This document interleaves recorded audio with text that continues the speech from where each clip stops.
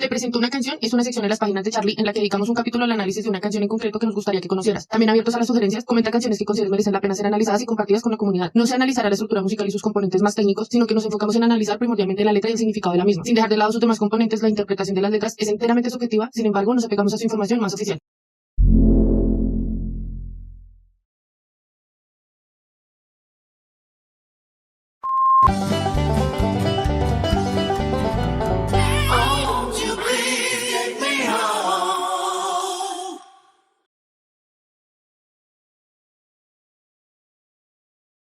Compuesta en 1979 por el cantante, músico y compositor argentino Charly García, en compañía de Pedro Aznar y Óscar Moro, interpretada por la banda de rock argentino Serú Girán, es una mítica canción de la cultura del rock en español, que ha sido traducida a otros idiomas y que es un icono musical tanto célebre como controversial. Viernes 3 AM es una canción especial, fuera de serie, que trata temas sensibles como la desesperación, la angustia, la tragedia y el suicidio. Conocida también como La Canción de los Muertos o La Canción de los Desesperados, fue censurada en sus años de lanzamiento por su contenido explícito y aún hoy causa controversias, pues se le acusa de incitar al suicidio. En esta canción narra una historia diferente, digna de un libro, con una aura distinta a las demás, aunque para nada una sorpresa. García nos presenta esta hermosa obra de la que decía el también músico argentino Luis Spinetta: no solo a mí me hubiese gustado escribirlo, también a John Lennon y a Paul McCartney. A continuación, analizaremos Viernes 3 AM de Serú Girán y su contenido lirical. Los créditos de la canción, así como su información, la encontrarás en la descripción de este video. Sin más por decir,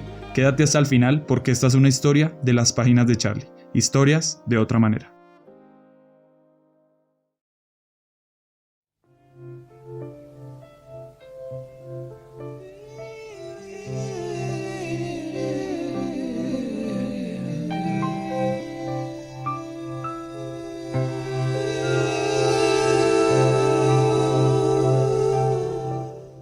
De introducción podemos percibir una aura un poco angelical, podría decirse espacial, que da una sensación de tranquilidad al oírse, agradable. Sin embargo, no deja de sentirse una atmósfera un tanto extraña y llena de incertidumbre. La fiebre de un sábado azul y un domingo sin tristezas, esquivas a tu corazón y destrozas tu cabeza. Bien, en estos primeros segundos podemos ver una carga de información bastante profunda. Por un lado, oímos la voz de Charlie sosegada y tranquila que produce paz. Sin embargo, lo que nos dice la letra es quizá muy alejado de la interpretación misma, pues a priori nos da la entrada a dos problemas. Por un lado, la fiebre de un sábado azul, es decir, una enfermedad, una molestia, una intranquilidad que produce un día más relajado que los demás, como suele ser el sábado, en el que todo parece estar más pasivo y calmo. En este caso, con un cielo azul, generalmente entendido como un buen día o un día bonito, pues casi termina la semana y con ella se acerca un domingo que por lo general es un día de descanso y de relajación. Sin embargo, este aparente buen día color azul no parece satisfacer al autor, sino que por el contrario le enferma, le genera escozor. Nos trae a su vez al segundo problema, que es un domingo sin tristezas, en el que ya el autor nos anticipa que de hecho el domingo es un día para descansar y dejar de sufrir, estar tranquilo, que es un aviso para lo que nos dice después. Ahora bien, cuando García nos dice esquivas a tu corazón y destrozas tu cabeza, podemos darle dos interpretaciones muy parecidas entre sí. Por un lado, la desesperación de un ser humano que no encuentra paz, que no ve una solución a los problemas de su vida, decide dejar de hacer caso a su corazón, a la impulsividad, y dejar de lado los sentimientos para intentar solucionar las cosas con su intelecto y su cabeza. Digamos, para desarraigar el corazón del mismo ser, para únicamente pensar y sentir con la frialdad que brinda el cerebro. Lo que eventualmente, como muchos sabemos, termina destrozándonos por dentro y martillándonos poco a poco la cabeza. La segunda interpretación es mucho más simple, pues luego de esquivar los impulsos y los sentimientos de su corazón que ha visto fallidos, decide literalmente destrozarse la cabeza. Y en tu voz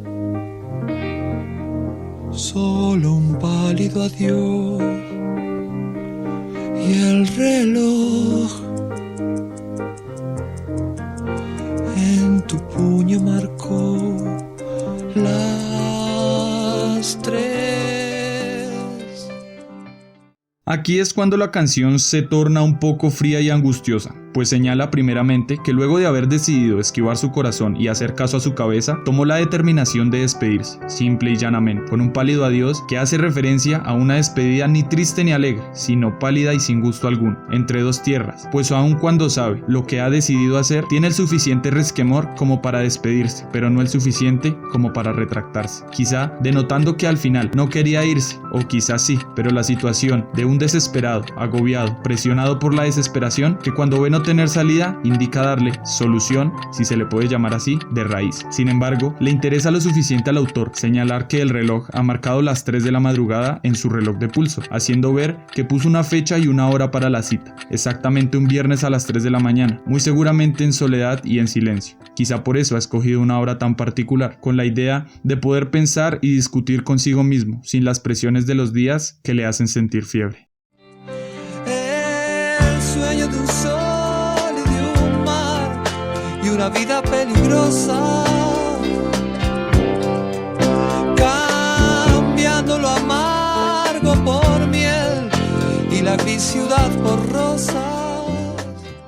De aquí en adelante la canción es sumamente explícita y aborda directamente el tema en cuestión, que tiene que ver con la desesperación, desasosiego, intranquilidad, molestia y sobre todas esas cosas, el desinterés por seguir caminando por el camino en el que se ha caminado, el desinterés de continuar con algo que para él no tiene sentido. Muestra, en este punto, resignación de seguir intentando. Cansado, decide tomar la vía más rápida, no se atreve a seguir intentando y por eso nos da la imagen, nos transmite el sueño de un sol y de un mar que él recibe, que él ve una vez todo haya terminado, continuando con la creencia popular de que al morir se ve un bello paisaje, en este caso el sol y el mar. En tanto a la vida peligrosa que menciona, puede hacer referencia al miedo de afrontar las consecuencias de haber llevado una vida como la llevó, y aún más, llevándose consigo el peso de ese frenético final que él mismo se está brindando, posiblemente una pincelada que deja al autor de la confusión y la incoherencia que se sufre en esos momentos tan tensos. Cambiando lo amargo por miel y la gris ciudad por rosas, Charlie nos brinda una idea clara y determinante de lo que allí está pasando. Sin más vueltas, en este punto ha preferido cambiar la amargura de su vida por la miel de su descanso, según él lo interpreta, claro, y cambia la gris ciudad, es decir, un lugar frío e insípido, aburrido y triste, por las rosas que han de llevarse en el día de su muerte adornando su descanso. Te hace bien tanto como hace mal, te hace odiar tanto como querer y más. La parte más obvia de la vida es irónicamente la más difícil de todas, y aquí se retrata muy bien, en un mensaje claro, que estoy seguro de que todos hemos pensado alguna vez respecto a la muerte. Varía mucho su interpretación según quien la mire, pero al final del día todo esto es pura y mera incertidumbre de lo que va a pasar una vez hayamos cruzado esa línea. El no saber es un temor lógico del ser humano y por tanto hay una mezcla de emociones que son muy diferentes entre sí. Por un lado, hace bien, pues se logra dejar de sentir X o Y sentimiento o situación, causando un tipo de paz que no podemos comprender, pero hasta donde sabemos, con la muerte acaba todo y con ella la cognición del ser. Pero hace mal por la misma incertidumbre que genera el propio hecho de morir. Hace mal el terror y el miedo, hace mal el no saber, hace mal el temer a ser juzgado, pero hace mucho más mal la oscuridad a la que uno indefenso se adentra. Finalmente, la muerte tiene su punto de inflexión, tanto noble como vulgar, porque siendo un suceso tan terrible y oscuro, hace querer más de lo que uno creería que puede querer, hace extrañar, recordar y sentir, pero el precio de amar en la muerte es también odiar y detestar todo aquello que lo llevó a esa situación, odiar hasta donde uno quizá no se ha podido imaginar. Bien dicen que el amor y el odio caminan juntos de la mano. Cambiaste de tiempo y de amor y de música y de ideas. Cambiaste de sexo y de Dios, de color y de fronteras. Pero en sí nada más cambiará.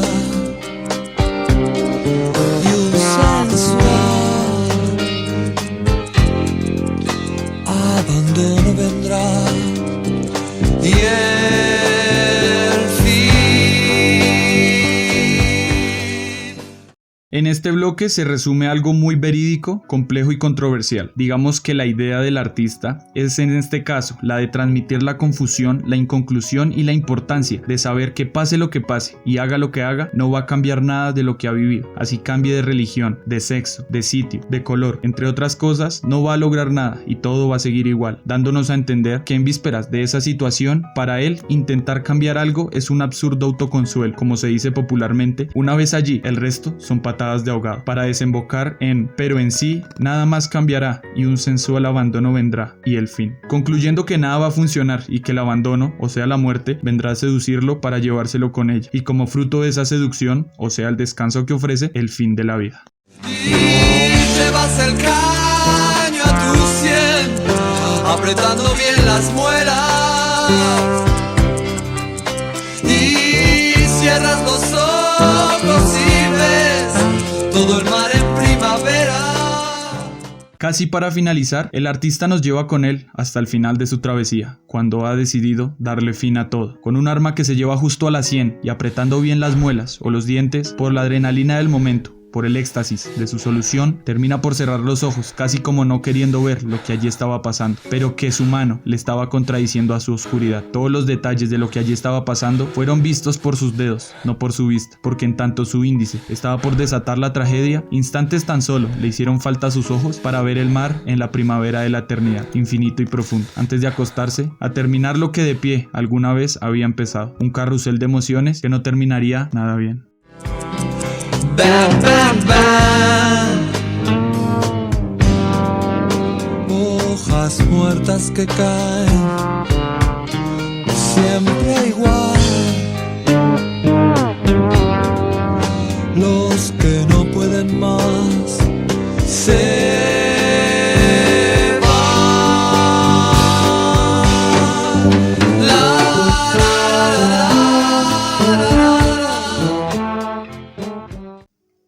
Aquí donde desenlaza la canción, con ella la vida del personaje. Cuenta García que el único error que tuvo esta canción fue que en realidad solo necesitaba un bang, pues los otros dos no hubiese podido dispararlos, al estar con el primero ya muerto. Pero el mensaje es claro, el desenlace que muchos dan a su vida por falta de esperanza y de luz en sus caminos. Las reminiscencias de la desesperación, que pone fin al delicado hilo de la vida. Las hojas que caen en primavera finalmente caen, esta vez muertas, en un paisaje trágico, junto con el mar que lo acompaña, y aclara después Charlie que siempre es el mismo desenlace con aquellos que sienten no poder más. Siempre les pasa lo mismo a los que desfallecen antes de tiempo, sencillamente se van.